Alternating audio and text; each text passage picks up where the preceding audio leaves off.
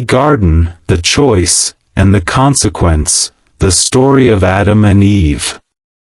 In the very beginning, before there were cities or nations, before pain or death ever touched the world, there was a garden. A perfect place. It was called the Garden of Eden. God created this garden himself, full of beauty, peace, and life. Trees with delicious fruit, rivers flowing through the land, animals living in harmony, everything was good. Very good. And then, God did something even more amazing. He created human beings. The first human was a man named Adam. God formed him from the dust of the ground and breathed life into him. Adam opened his eyes and became a living soul, the first of his kind. God gave Adam a home, Eden, and a purpose. Take care of this garden. Name the animals. Enjoy everything I've made. There was only one rule. In the middle of the garden stood two trees. The tree of life. And the tree of the knowledge of good and evil. God said, "You can eat from any tree here, except one. Don't eat from the tree of the knowledge of good and evil.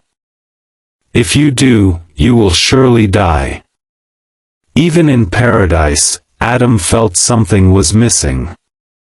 None of the animals were like him. He was alone. So God caused Adam to fall into a deep sleep, and from his side, he created a woman, Eve. When Adam saw her, he was overjoyed. "This is bone of my bones and flesh of my flesh," he said. Together, Adam and Eve lived in harmony with creation, with each other, and with God. They were naked, but they weren't ashamed. There was no guilt. No fear. Only peace. But one day, something entered the garden, something that didn't belong. A serpent. It was clever, crafty, and had a voice. And it began speaking to Eve. Did God really say you can't eat from any tree in the garden? Eve replied, "No, we can eat from any tree, except the one in the middle. God said we must not eat it or even touch it, or we'll die." The serpent hissed back, "You won't die. God just knows that if you eat it, your eyes will be opened.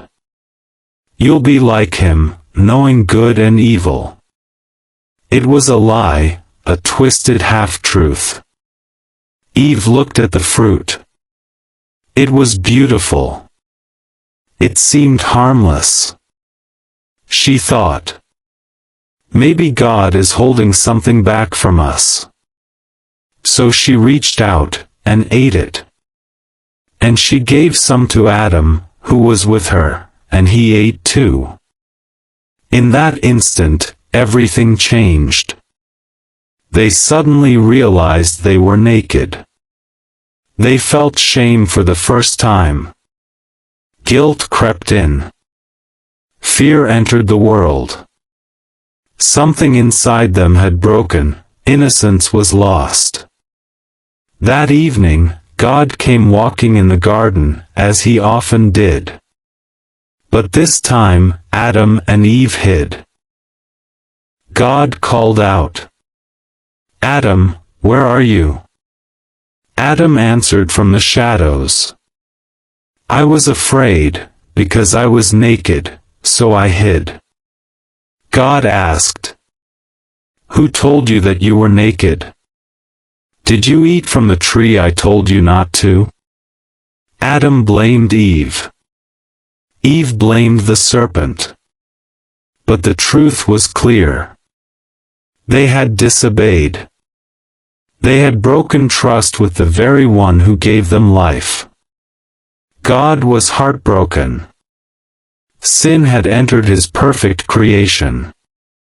The world would never be the same. God gave consequences. The serpent would crawl on its belly and be hated forever. The woman would face pain in childbirth. The man would have to toil and sweat to survive. And the ground itself was cursed. But even in judgment, God showed mercy. He made clothes for Adam and Eve, to cover their shame. And then, with heavy sorrow, he sent them out of the garden. Out of paradise. Out of his perfect presence. And to guard the entrance to Eden, he placed angels with flaming swords, so they could never return. And so, Adam and Eve began life outside Eden, a world now touched by pain, struggle, and death. But God didn't give up on them. He didn't abandon his creation. Even in their failure, he had a plan, a promise that one day, someone would come to crush the serpent's head. A savior. The story of Adam and Eve isn't just a story about the past. It's a story about all of us. We've all made choices that hurt ourselves and others. We've all tasted forbidden fruit in one way or another. But just like with Adam and Eve, God still calls out to us. Where are you? And he still offers grace. The garden was lost, but hope wasn't. This is the story of Adam and Eve. And it's the beginning of a much bigger story. One that's still unfolding, in you.